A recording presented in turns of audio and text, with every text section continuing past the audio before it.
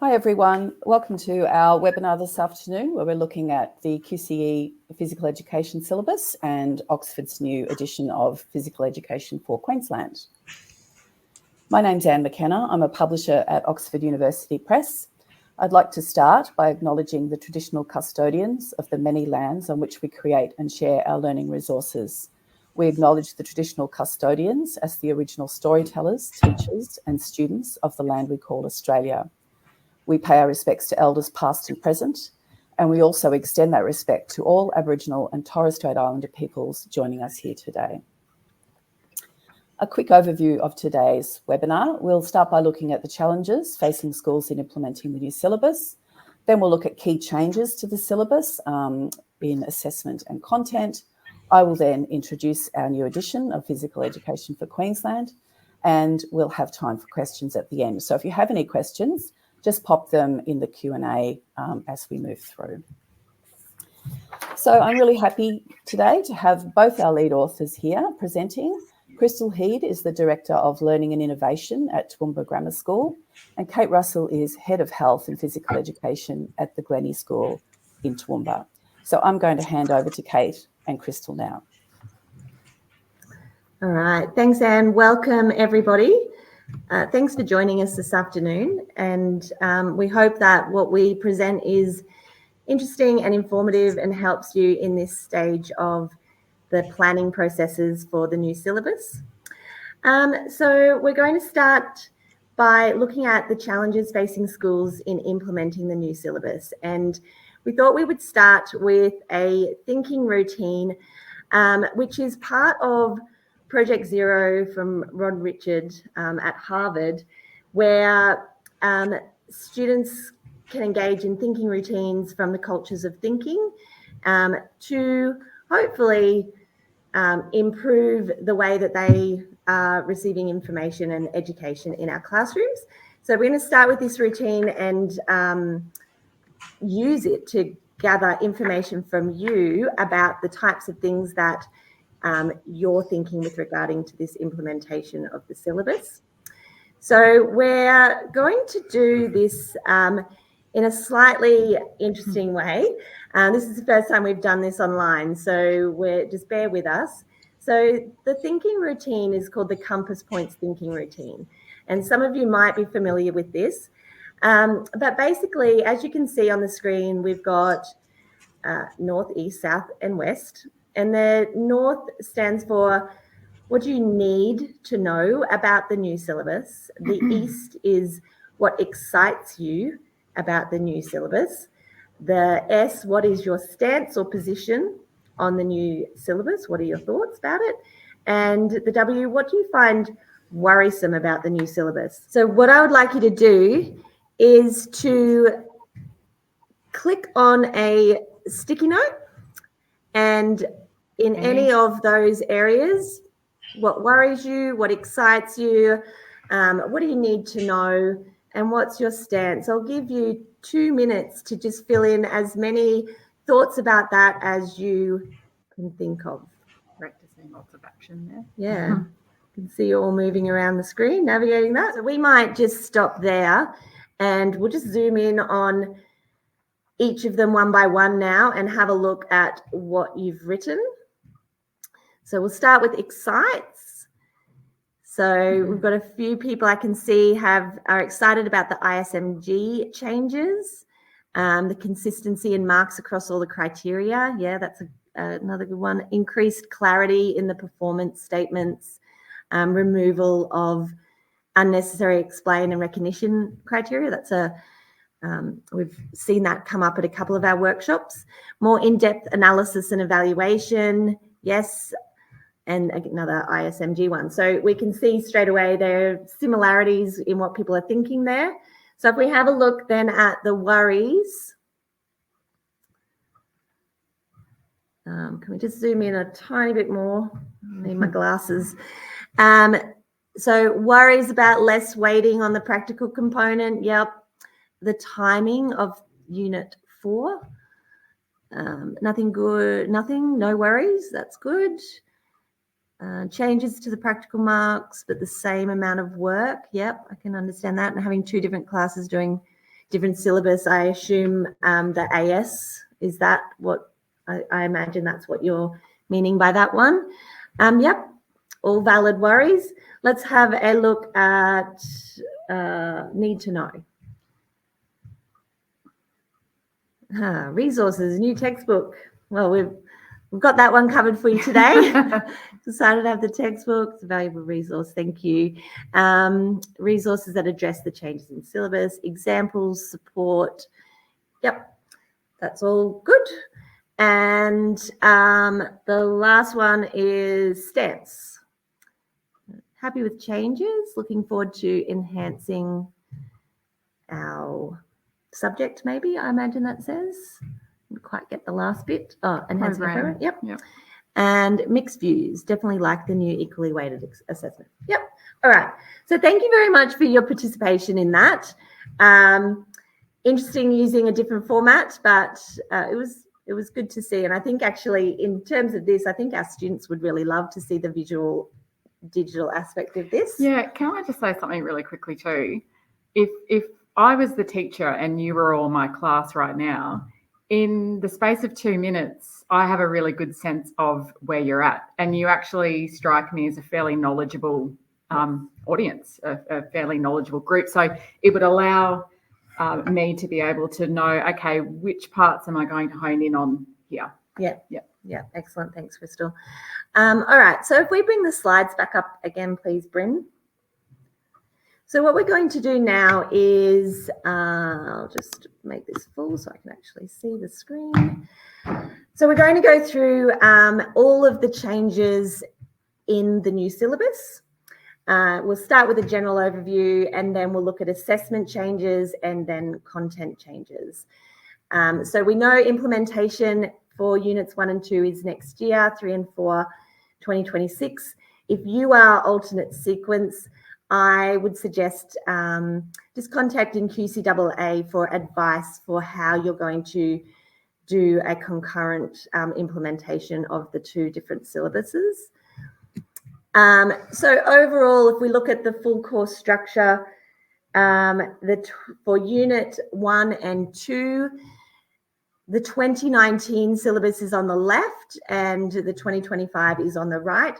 So just in terms of the unit titles, there's been a slight change in the wording across all of them. So instead of saying and physical activity, it says in physical activity for units 1 all the way through to unit 4.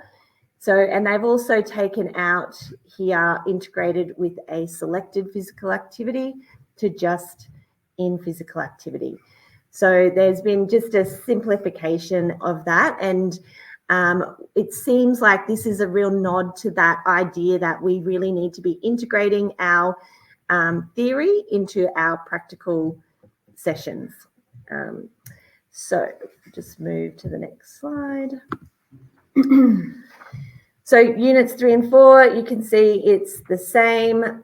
There's a slight, they've removed integrity out of the title of 2025, but the ethics and integrity still stands as an individual topic. So they haven't gotten rid of integrity, it's just not in the unit name. And the other thing that has changed here, topic 1 for unit 3, it says 1 selected invasion or net and court physical activity. That was specified in 2019. It now does not specify that in 2025. However, if you look at the overview of physical activities in the 2025 syllabus, it does still have an expectation that you will be doing invasion or net and court or performance physical activities in that unit 3 topic 1. So even though it just says in physical activity in the title, you can't go and do, what are the other ones? Aesthetic and striking and fielding, for example. You still need to be doing invasion or net and court, and they have now allowed performance as well in topic 1. So similar in unit 4, topic 1, the invasion, net and court performance activity removed from the title of the unit, but still stand as the sports that you are allowed to assess on. Right, can I just read that? Yes. Okay, so assessment changes. Just general overview, as most people pointed out, we now have equal weighting across all 4 of our assessment pieces, and we have pretty major changes to our project folios and some minor changes to our investigation reports. So we're going to go through each of those changes now. So in the project folio specifications, they've no longer mandated visual as a part of the multimodal, which it just says at least 2 modes. And so technically that could be read as you could do written and spoken. We've had conversations with our colleagues and through the workshops we've done with people around this, and it seems like it would be difficult to deliver a multimodal presentation without a visual element, but we will leave that up to you to decide what you would do as a school. The other change is there is now no minimum for the project folios in terms of time. It's just up to 11 minutes, no longer 9 to 11 minutes. And same for the visual evidence is just up to 3 minutes, no longer 2 to 3. So, and the other thing is that in the IA1, no, why have we said IA1? We're going to figure out to the phase of training is no longer specified. So for IA3, it's doesn't have to be in the competition phase. It can be any phase Could of just training. be referencing the choice of sport, which you've said already. Yeah. Okay. So if we start now looking at the changes to the ISMGs, so in the project folio, one of the major changes, as someone pointed out before, is that recognise and explain has been removed, which leads us and students straight to analysis. So that is a pretty big change. We've also... It's what we've always been saying to the students. This is something that we've been trying to get students to do forever, and now it's like, well, there is literally no point in spending time defining things when you should be able to show your understanding of these concepts through your analysis. In that analysing ISMG, this strategy, which previously did not have a specific spot in the ISMG, now has its own dot point. So it now instructs them that they need to devise a strategy. And what they've also done is they have removed the synthesis from this top dot point, where it used to say insightful analysis and discerning synthesis. It now has the discerning synthesis as its own dot point. And so they are analysing the relationships between those 3 dot points at the top, and then they are synthesising information with secondary data to devise the constraints-led learning activity. Now, this thing that we've highlighted here in blue, this is also slightly different wording from the previous IA1, developing a tactical strategy. It's now requiring you to devise a constraints-led learning activity, which I know many people were doing anyway, providing opportunity for the emergence of a personal tactical strategy. So that is an addition to that particular IA. Very explicit. Yeah. We think this is a really positive change. It's much more clear now what the students are meant to do. I think it would be important to be letting students know, though, that their constraints-led activity is not the strategy. It's part of, that's what they're devising, and then they need to realise that that is providing opportunity for that emergence of a personal tactical strategy. Okay. So then in the evaluating and justifying dot point, we've actually now got 2 separate criteria. These used to be lumped together. There is an increase in marks from, it's now worth 11 marks for these 2 points compared to 7 or 8 previously. There's also the removal of the implications. So implications are gone. They no longer exist across the whole of the syllabus. We're just looking at outcomes and limitations. And the justification of the development of the strategy has been separated in their dot points, as you can see down the bottom here, from maintenance and modification of the tactical strategy. So this is much more clear for students. So they need to be justifying the development of that constraints-led activity or the training strategy in IA3 using evidence from primary and secondary data. And then later on, when they've done their evaluation of that strategy, then they need to be justifying the modification and maintenance of that strategy. So they're two separate entities. And I think this will really help. I don't know if you have all experienced this, but when you're highlighting your ISMG and you're highlighting, well, I've done the justification of development, so you highlight that bit, but down here is where the maintenance and modification is, and you've just got like these broken bits of highlighted parts all over your ISMG, and it's difficult then to decide, well, where are they sitting on the side? Now, one of the most important things, and probably for me, one of the best revisions in this syllabus, is that now we are no longer required to have students evaluate their personal performance. So previously we had to do the evaluate your personal performance of 2 movement strategies from 2 different principles of play using 2 body and movement concepts, quality of movement and one other. That's all gone. So they will not need to do that evaluation part in their project folios at all.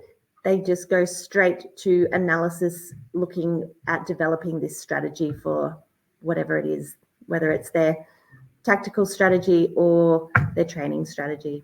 So it is really positive because a lot of kids would talk about the labour yes. of PE. You know, there's so much work involved in one of these project folios. So yeah, I think it's really positive to try and remove that volume of what's required. Definitely. And then in communicating, slight change here. So we used to have 3 bands, 3, 2, 1. We've now reduced to 2 bands. And this just allows for you to make a decision about students who perhaps have some of the criteria from this top band, but not all of them. They can be given a 2 instead of a 3 now. Okay. The demonstrating and applying. So one of the things that I think makes a lot more sense now is it in the ISMG for both of the project folios sits at the bottom. So it's not sitting second as the criteria. So it's now down the bottom. And as you know, it's now only worth 6 marks instead of 8 or 10. The top band is now effective demonstration. So they have removed the accomplished and proficient that used to sit above effective. They still need to, in their 3 minutes of video evidence, they need to show that application of the body and movement concepts there. But yeah, apart from that, most of that is the same. I just think it would allow for more students potentially to be achieving at that top band now that accomplished and proficient has been removed. Okay, so that's the end of the project folio changes. We'll have a quick look now at the investigation report. So slight change in the wording. It's up to 2,000 words. So there's no minimum. It used to be 1,500 to 2,000. They do have explaining in this one, and it's actually increased in the total marks. So it's now worth 5 instead of 4.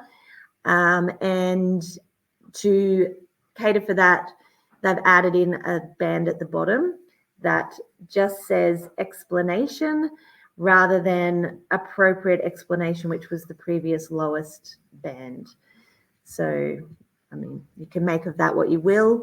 I guess an explanation that's not appropriate may just not fit the context, but they've still got some information in there about ethics and values and integrity or fair play. In the analysing, there's actually a decrease in the total marks from 6 to 5. There's this part here, the using the ethical decision-making framework is a new addition to this criteria. So students will have to specifically be showing the steps of that ethical decision-making framework. We have a section in the textbook that takes students through that. So hopefully that will be helpful. And again, there's a separation out of analysis and synthesis and a specific instruction here to devise that ethics strategy as its own dot point. I think that's it for that one. Looking at justifying and evaluating, again, it is 2 separate criteria. The justifying comes before the evaluating because they are only justifying their development of the strategy. They do not need to justify maintenance or modification of the strategy. And I think that's it. So, yep, just a pretty significant increase here of that total marks up to 12. So we need to make sure that students are developing the skills of justification and evaluation throughout their learning experiences. And then similar or the same actually as the project folios, it's the communicating is now 2 bands and not 3. So that in a nutshell are the changes to the assessment, and Crystal's now going to take you through an activity and then the content changes for the syllabus. Thank you, Kate. So we've got some global changes that have happened in the subject matter. They've removed the stages. You will recall there were 3 stages that you would move through.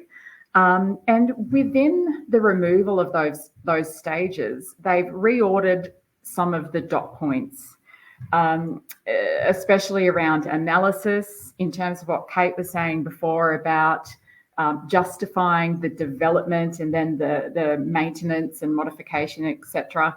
They've moved those into what I would call a far more logical layout. Yeah. You know, so I think that's been a really positive thing. They, in all of the units of work, we're only now talking about outcomes and limitations, and the implications have been removed entirely. I think that's another wonderful move just to clear things up for students. In Unit 1, they've removed the word repetitive when referring to the practice of skills. My thoughts there are that perhaps the use of that word was maybe causing a little bit of confusion, particularly when students were looking at, say, constant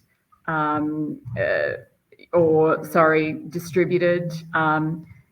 They might have it might have just been causing some unnecessary confusion for them. In the functional anatomy and biomechanics topics, we think this is a fairly significant one, and it would be easy to miss as you're skim reading it, but the students now have to recognise, explain and calculate biomechanical concepts. This is particularly significant if you are an alternate sequence school, because this becomes the content for the EA for these kids, and we can imagine that completing calculations with an exam would be quite an accessible thing. Yeah. So in our new book, we have built in a new feature called Calculate It, and we've got that built in at various parts in relation to this subject matter here. We've got worked examples, this is how you calculate this, here is a worked example. And then we've made sure that we've built in a lot of calculation-based questions all through that chapter. So hopefully we've got you covered there. They've removed the selected physical activity and replaced the word selected with in physical activity. I think they've done this to stop people from only teaching anatomy and biomechanics through the lens of one physical activity only. There's a lot of subject matter there, and there's an opportunity to enrich the learning of these students when they can be learning in through different physical activity contexts. In psychology, they've added the inverted U theory to the arousal subject matter. And I've spoken about the dot point reordering. I think that's great to have an inverted U in there. It's something that we all know. Yeah. In equity, barriers and enablers, they've changed to physical activity contexts, plural. And I think that that's very much in line with what I just said a moment ago about functional anatomy and biomechanics. For tactical awareness, it used to talk about dynamic models of learning, including dynamic systems theory and the ecological model. And there's a change here to the ecological models of learning, including dynamic systems. I won't say too much about that now, other than to say that we are very much in the depths of having conversations around that and investigating that further. Obviously, there's a difference between if we're having dynamic systems theory and the ecological model as side-by-side frameworks. The way it's worded now, ecological models of learning, dynamic systems is a part of the ecological models of learning. It's our responsibility to make sure that is all clear as you will need it to be and your students will need it to be in the way that our textbook is structured. So be rest assured that will the hard work of the brain strain of that will be done and cleared up in the textbook. Yeah. Tricky, isn't it? Tricky subject matter. On tactical awareness still, this is a slight duplication, is it? This is the physical education. The second one there, yeah. Okay, so they've just made a clarification that a constraints-led approach to learning is a physical education teaching methodology that combines an understanding of the dynamic systems theory. I think that's just a contextual change, perhaps. Just adding a bit more information to clear up what the constraints-led approach is. Well, it also might narrow the scope for the students as well when they're conducting some research. Yeah, it might keep them onto that lens of in physical education methodology rather than more broadly. Okay, and this one won't come as a surprise to you now that you've done the activity, the retrieval activity a moment ago. They've now been more explicit. They've added some further physiological adaptations that need to be covered, and I think that there are implications for that with the EA. But we've now got lung capacity, the effects of slow and fast twitch muscle fibres, hypertrophy, stroke volume, and cardiac output that the students need to be able to recognise and explain. They've also added reversibility as a principle of training. Makes sense to me. And in terms of the content, they're the big ones. They're the main changes there. So we will now pass over to Anne, who is going to talk about what I think are actually incredible features of this book, and especially with the digital changes that will be occurring. Thanks very much, Crystal and Kate. That was great. So now I'm happy to introduce our third edition of Physical Education for Queensland. Our series components are print student books, digital, student and teacher access, and brand new value packs for digital or blended products, which our sales consultant Mel will take you through at the end of the session. So looking at key features of the student books, this is a brand new resource purpose written for the new senior syllabus. combines the best in market print student book with what we think is a game-changing new digital experience. I will take you through, I'm going to skip through these features a little bit because I really want to show you the digital. So yeah, each chapters we're now calling modules. They start with an inspirational quote and key terms for the module. We then have the subject matter outcomes that are covered in that module, and they are cross-referenced as to where you can find those subject matter dot points in the textbook. We take a lesson-based approach to each subject matter dot point. So we're calling these lessons. We don't imagine that you'll always be able to cover off a subject matter dot point in a single, 60 or 70 minute lesson.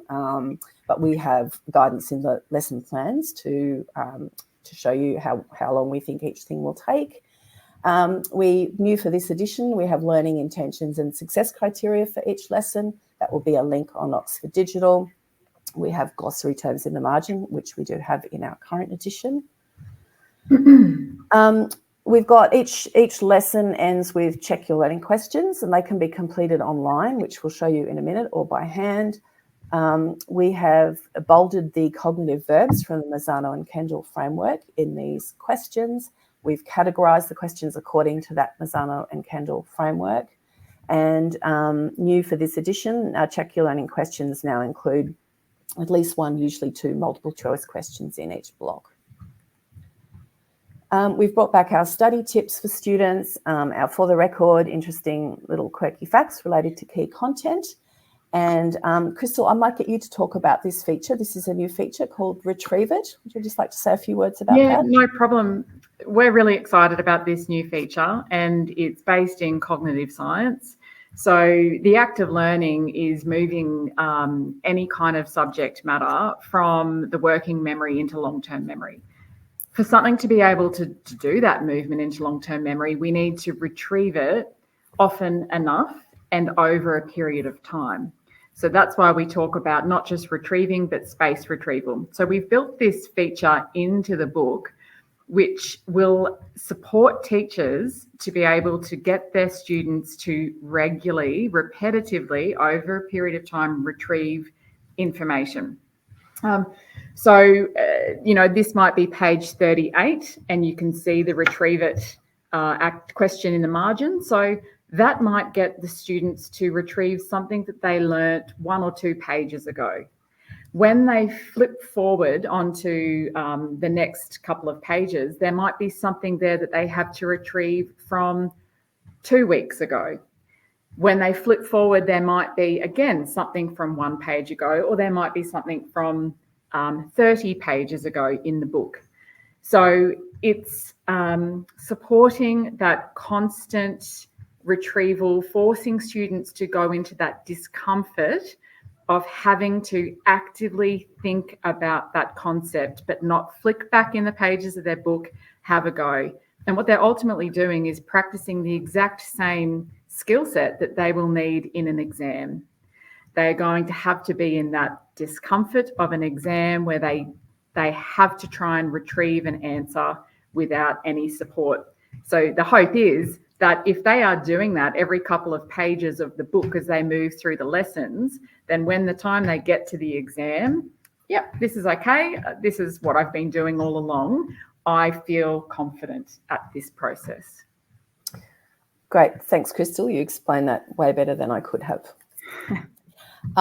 We have a couple of features where we have real-world examples and case studies and particular issues that are in the news that relate to the key content. We've brought back our skill drills, which are practical activities with an inquiry skill focus. Sorry to be skipping through these a bit quickly, but you will be able to access these PowerPoint slides after the session. Each module finishes with a summary of the key ideas, a block of exam-style questions, multiple choice and short and extended response, and also a practice assessment task with an ISMG, which is available on Oxford Digital. And then brand new for Units 1 and 2, this edition, we've brought back the assessment support features that are in Units 3 and 4 into Units 1 and 2. So we have at the end of each module, there's an assessment support for either the project folio or the investigation report that just steps out, how to construct those. And then we also have, for Units 1 and 2, a revision and exam preparation module for Unit 1. So we think these are really useful features if you're an alternative sequence school, but if you're not, it's all good support for students to scaffold them going into Year 12. So looking at our digital platform and products, we've got a brand new digital platform which is going to look quite different to what you're using at the moment if you are using us. And our goals there are to engage student and improve performance and support teachers and save you time. And one of the exciting features is called Live Lesson Mode, which is a fully integrated, timed and sequenced online lesson support, which I will show you shortly. We also have 3 new partners. We've partnered with Quizlet, so we can offer you Quizlet quizzes. These replace the flashcard glossary in the current edition.